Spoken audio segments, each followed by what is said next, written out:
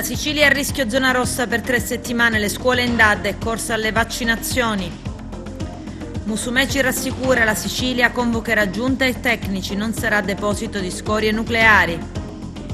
L'8 gennaio 1921 nasceva Leonardo Sciascia, a 100 anni da quell'evento l'Italia ricorda lo scrittore di Racalmuto.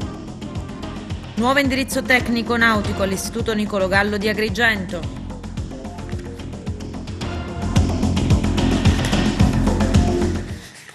Bentrovati gentili telespettatori al nostro appuntamento con l'informazione. Il Comitato Tecnico Scientifico ha proposto al Presidente Musumeci l'istituzione della zona rossa in Sicilia per 3 settimane. Il servizio di apertura è di Eugenio Cairone.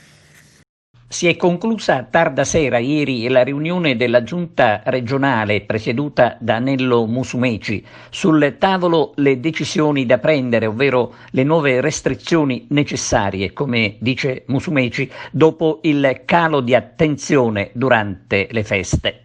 Siamo ancora riuniti come governo regionale per esaminare in maniera responsabile la relazione che arriva dal Comitato Tecnico Scientifico.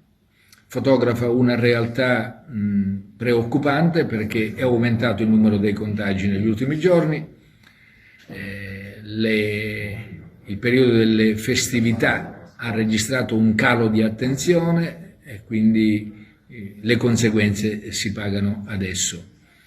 Dovremo adottare delle misure restrittive e lo faremo dopo una riflessione assai approfondita nella giornata di domani. Nel frattempo arriveranno le determinazioni del governo nazionale, ci confronteremo con Roma e dobbiamo necessariamente correre ai ripari perché è un peccato di fronte alla campagna di vaccini che ci vede fra le prime regioni in Italia, mobilitando centinaia e centinaia di personale sanitario, e poi dobbiamo registrare la impennata dei contagi che rischia di mettere tutto in discussione.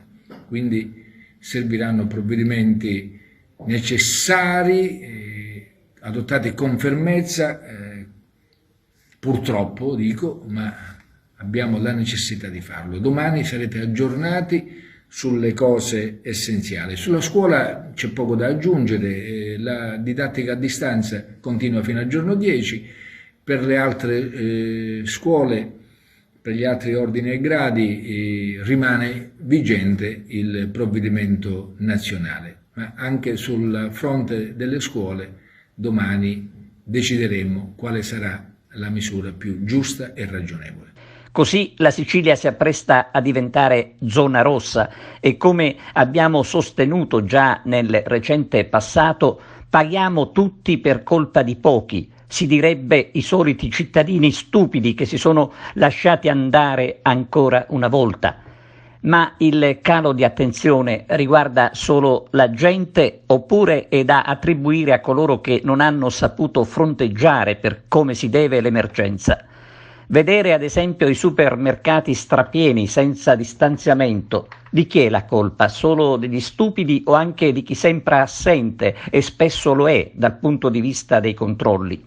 Durante il primo lockdown si è usato il pugno duro anche quando era giusto ascoltare le ragioni delle persone.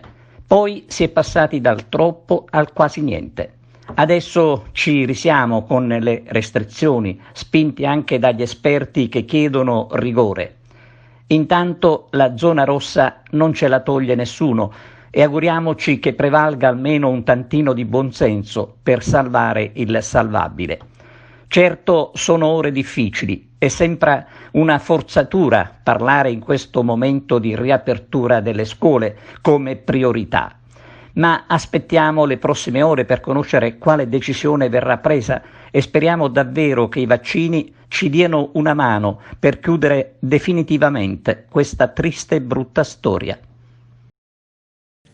Agrigento inverte la tendenza della Sicilia, sull'isola i dati crescono e in provincia invece sono in calo. C'è il servizio. In Sicilia i contagi da Covid sono in costante aumento, in provincia di Agrigento in calo. Nelle ultime 24 ore in tutto l'Agrigentino si sono registrati 16 nuovi casi e 3 ricoverati. Ci sono 3 guariti e nessun deceduto, lo riporta il report dell'ASP. Complessivamente dall'inizio della pandemia i casi di Covid-19 in tutto l'Agrigentino sono 3.928, dall'1 marzo 2020 al 7 gennaio 2021. Gli attuali positivi in provincia di Agrigento sono 524, di cui 32 ricoverati, 27 in ospedale, 2 in strutture love care, 3 in terapia intensiva, 3.257 guariti, mentre deceduti sono 115. In totale dall'inizio della pandemia in provincia di Agrigento sono stati processati 42.817 tamponi. Riguardo alle vaccinazioni, sono tante le categorie, come ad esempio il personale ATA delle scuole, che rivendicano la somministrazione del vaccino. Ebbene, si procede gradualmente, come spiegato più volte dal commissario per l'emergenza Domenico Arcuri. Il piano precisa le categorie in ordine di tempo: prima medici, infermieri, personale operante nei presidi ospedalieri e ospiti di RSA, 1.800.000 persone. Si prosegue già dal prossimo mese di febbraio con le persone che hanno più di 80 anni, poi con operatori di servizi pubblici essenziali, personale docente e non docente, perché le scuole possono funzionare in sicurezza, forze dell'ordine, soggetti fragili e detenuti. Ed anche il sindaco di Agrigento Franco Miccichè si è fatto vaccinare contro il Covid-19.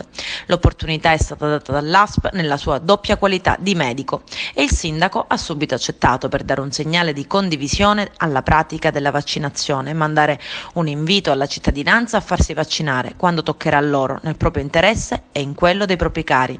Solo una vaccinazione di massa, infatti, secondo il sindaco, che è anche medico di igiene pubblica, ci potrà difendere da questo terribile virus. Continua a crescere il numero dei vaccinati in Sicilia. Dall'avvio della campagna vaccinale anti-Covid nell'isola sono state somministrate complessivamente 4.421 dosi di farmaco su altrettanti cittadini rientrati nel target attuale previsto dal Piano Nazionale Sanitario.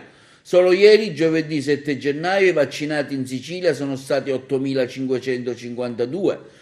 Sull'argomento abbiamo sentito il dottor Giuseppe Catania, segretario regionale del Sindacato Medici Italiani. La vaccinazione è essenziale alla situazione come siamo, stato attuale, perché vaccinarsi con questa situazione di grandi decessi che ci sono stati in tutta l'Italia, in tutto il mondo, il vaccino è essenziale, vaccinare tutta quanta la popolazione, è chiaro. E poi almeno il 70%, se si riesce a vaccinare il 70% della popolazione, siamo in condizione, il restante 30%, di utilizzare la cosiddetta immunizzazione di gregge. Questa è una situazione importante. Anche io dico, il problema di raggiungere questa situazione, bisogna fare delle selezioni, perché vaccinare soggetti che già sono già immunizzati, perché hanno avuto, e ce n'è molti che hanno già avuto il contagio dell'infezione virale e si sono già creati gli anticorpi specifici ad hoc, cioè non ha senso vaccinarli perché sono già immunizzati e guariti. Quindi fare uno screening per andare a vedere dal punto di vista serologico se i soggetti hanno già la presenza di anticorpi IgG, IgM, dal punto di vista già neutralizzanti, non ha senso la vaccinazione.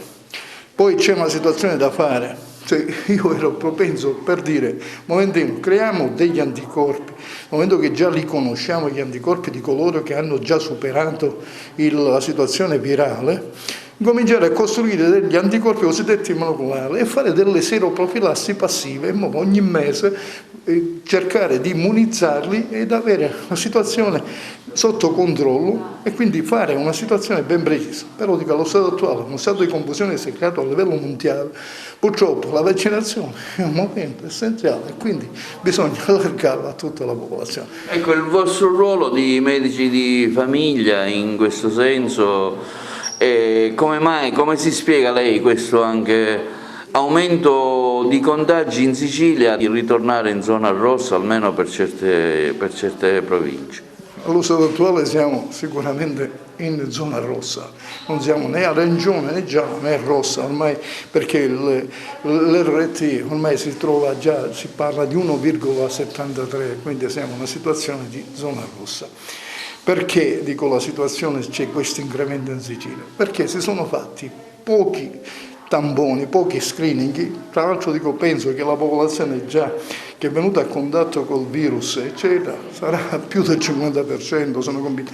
Il problema di non avere un dato preciso è dovuto al fatto della mancanza di screening a livello di tamponi. Più tamponi si fanno e più ci sono soggetti che sono venuti a contatto col virus. Molti saranno già stati contattati e guariti, molti sono asintomatici e molti sono soggetti che hanno preso la situazione. Quindi il problema di questi numeri che salgono è un problema di riduzione che si è fatta, proprio c'è una situazione di campionamento molto ridotto, quindi bisogna cercare di fare uno screening ancora molto più allargato e ci saranno molti più casi di quelli che sembrano. Il vostro consiglio verso i pazienti che darete? Bisogna vaccinarli, è necessaria la vaccinazione per cercare di ovviare a questa ondata malefica del virus Covid, che purtroppo è importante per cercare di liberarci da tutti questi mascherini, di queste cose, cercare di vivere, perché stiamo cadendo da una pandemia virale a una pandemia dal punto di vista economico, sociale, è una cosa gravissima che si sta verificando. Sul tavolo del governo anche la chiusura di tutte le scuole con la didattica a distanza per le elementari fino al 18 gennaio e per le medie e il liceo fino al 31 gennaio. C'è il servizio.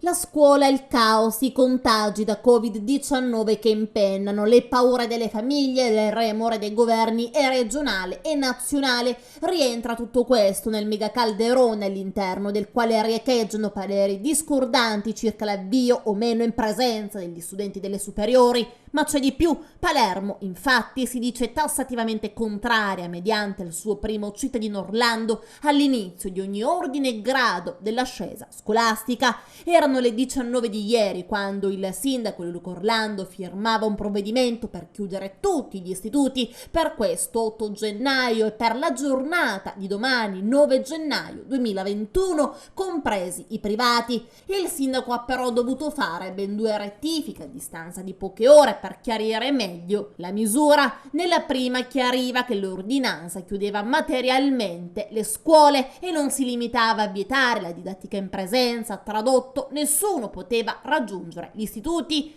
e lasciando intendere che fosse sospesa qualsiasi attività compresa la didattica a distanza, tanto che è arrivata una seconda precisazione in tarda serata per specificare che invece la didattica a distanza non era vietata. Il risultato è stato il caos. L'ordinanza del sindaco Leo Luca Orlando è arrivata nelle ore in cui la regione si è intanto riunita per prendere una decisione definitiva circa la fruizione delle scuole. Nella mattinata l'ultima parola alla task force. Intanto monta la protesta delle mamme contro la decisione di chiudere anche i nidi e materne finora rimasti aperti pure in zona rossa.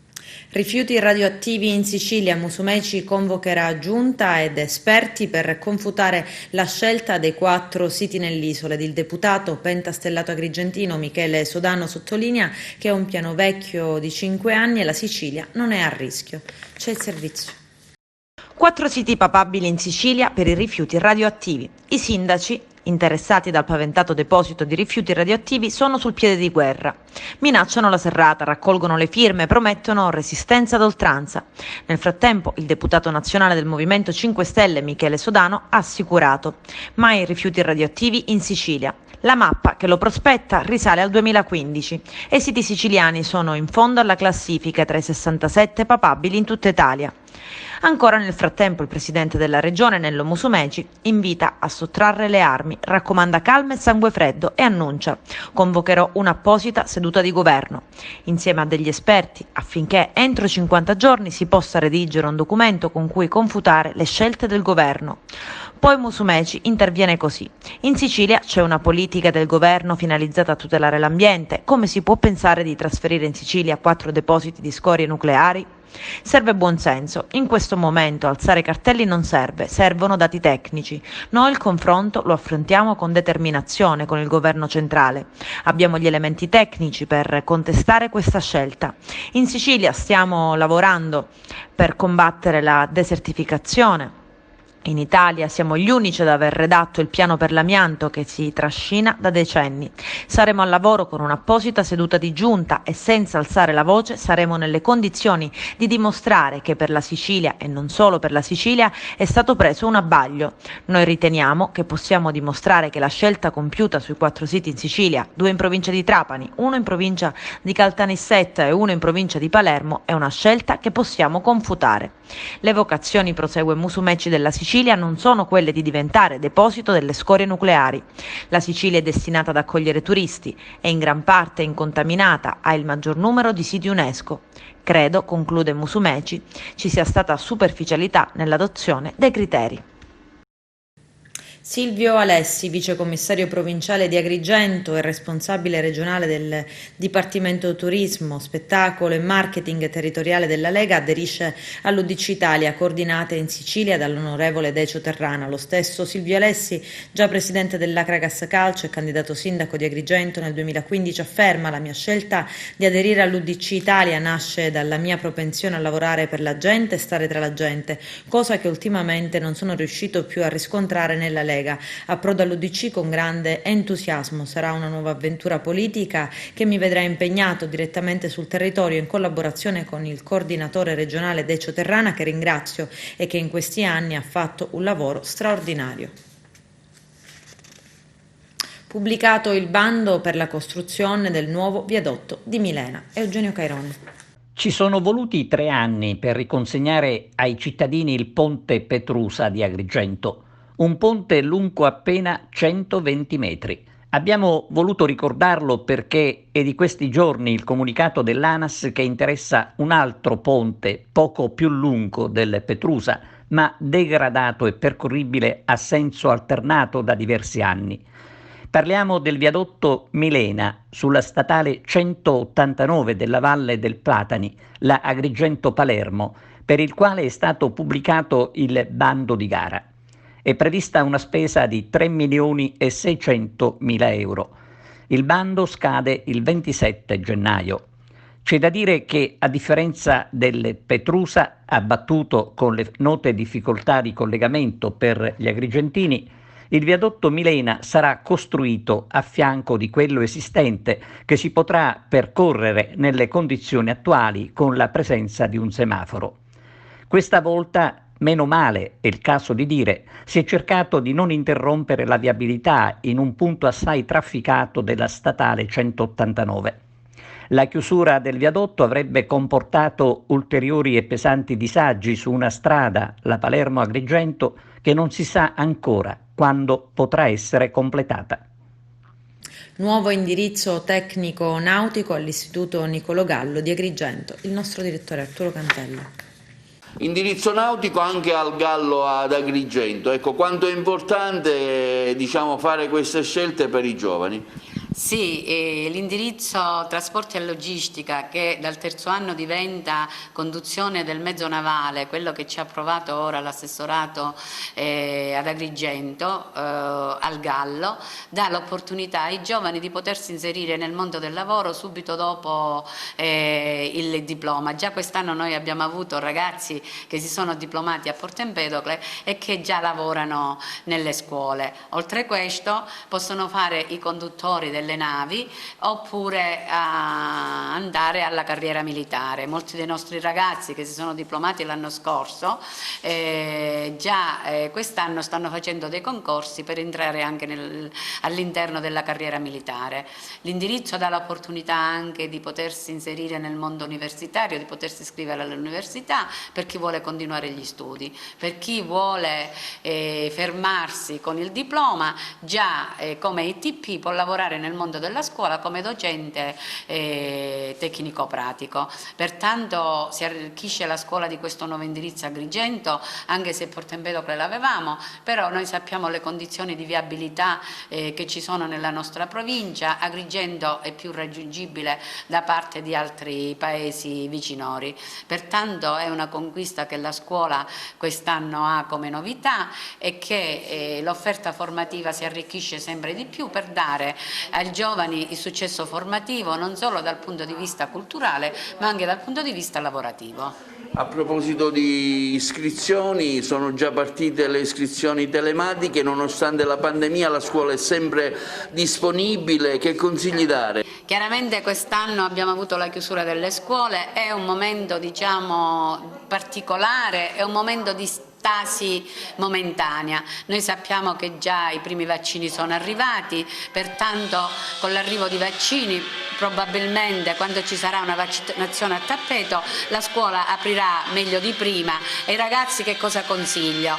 Con la didattica integrata si acquisiscono anche competenze nuove e informatiche, non dobbiamo spaventarci di questa didattica ma dobbiamo considerarla integrata e al più presto ci vedremo a scuola e vedremo nuovamente corridoi pieni di ragazzi che dopo questa pausa voluta anche da una sanità, da un'educazione alla salute che è indispensabile e necessaria, ci sarà chiaramente una riapertura a 360 gradi. I ragazzi hanno quelle opportunità e capacità sia all'interno, perché abbiamo operatori professionisti molto validi, di recuperare la socialità, la comunicazione con gli altri. Per quanto riguarda l'apprendimento, credo che anche con la didattica integrata i ragazzi possono acquisire quelle competenze che poi potranno spendere nei vari contesti e con le dinamiche che hanno acquisito di un momento tragico della vita. Manlio Cardella dell'Unione Consumatori di Agrigento chiede un tavolo tecnico all'amministrazione guidata da Franco Miccichè. Vediamo.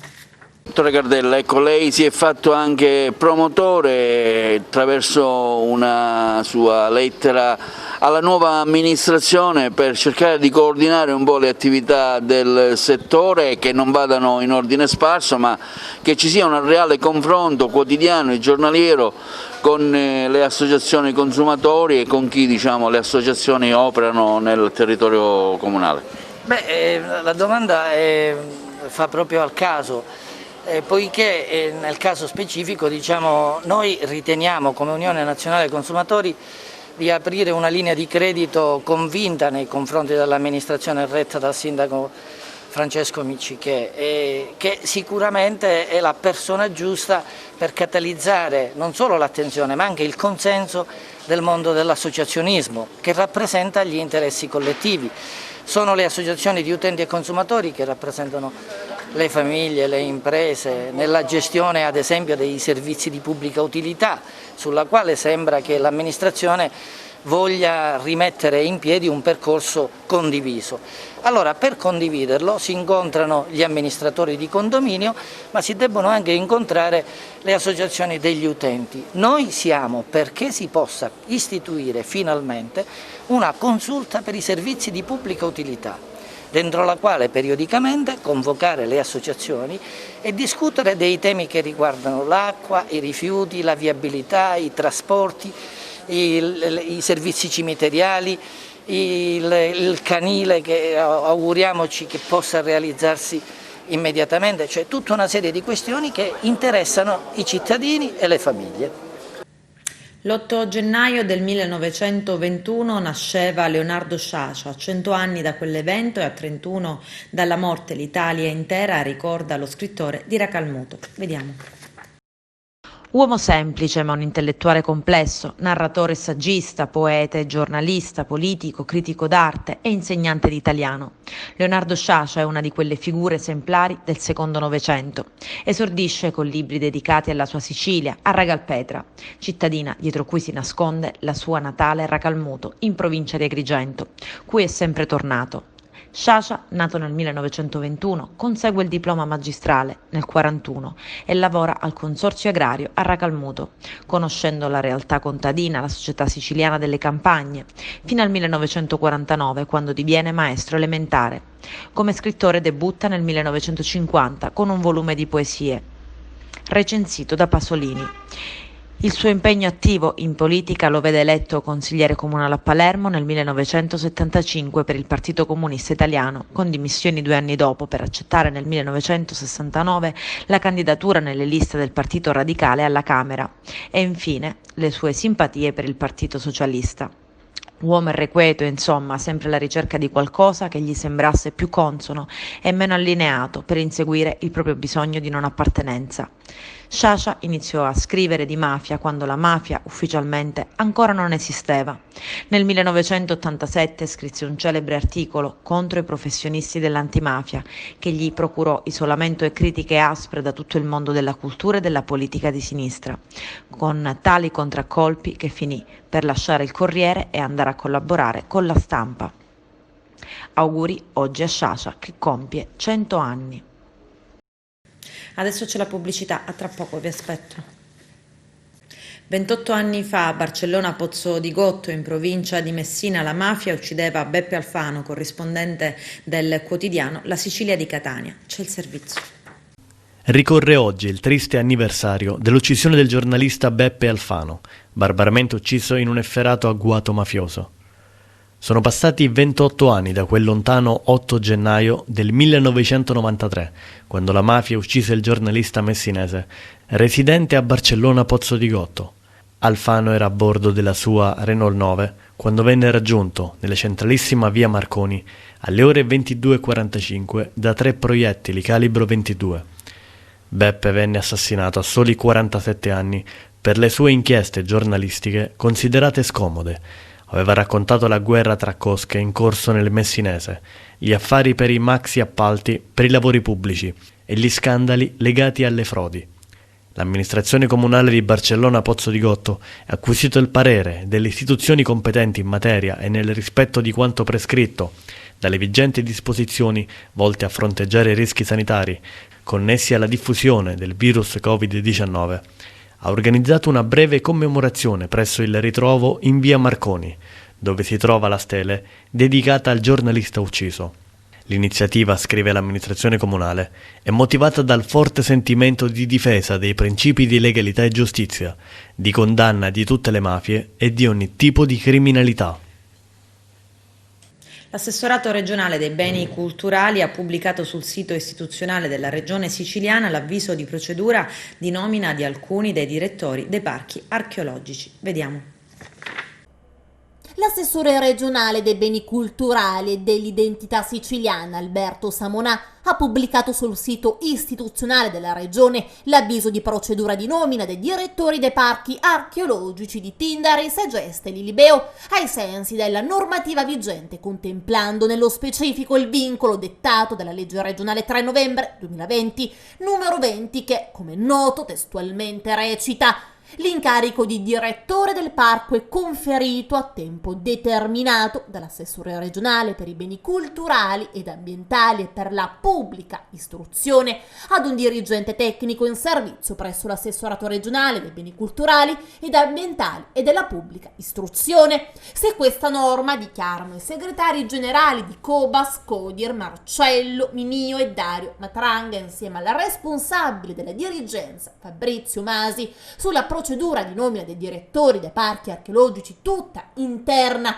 alla dirigenza dell'assessorato regionale dei beni culturali e dell'identità siciliana, aveva forse una sua ratio 20 anni fa, in linea con l'organizzazione, con la dotazione organica dirigenziale dell'amministrazione regionale passata, adesso appare come una sorta di corporativismo assolutamente da cancellare. Un articolo di legge anacronistico, quindi, continuano Minio, Masi e Matranga, che parla di un ruolo tecnico che non esiste più e superato dal coordinamento di norme successive di natura contrattuale e dalla stessa figura dirigenziale del ruolo unico regionale istituito con la legge regionale numero 10 del 2000. Ciò, fra l'altro, cozza con una diversa visione futura dell'amministrazione regionale che impedisca a un qualsiasi governo di turno di coltivare consensi dietro nomine di parere, bypassando la normativa vigente. L'assessore regionale, unitamente al presidente della regione, concludono i dirigenti sindacali del Cobas, Codir, si facciano parte attiva affinché anche queste nomine dirigenziali vengano sancite secondo criteri che consentano di rilanciare beni culturali, in particolare il settore archeologico, tutt'oggi non pienamente valorizzato, verso una nuova stagione di crescita non soltanto in termini di profitto, ma anche in termini di educazione permanente per le future generazioni. Con questo è tutto, termina qui l'edizione del telegiornale. Grazie per la gentile attenzione e per essere stati con noi. A presto.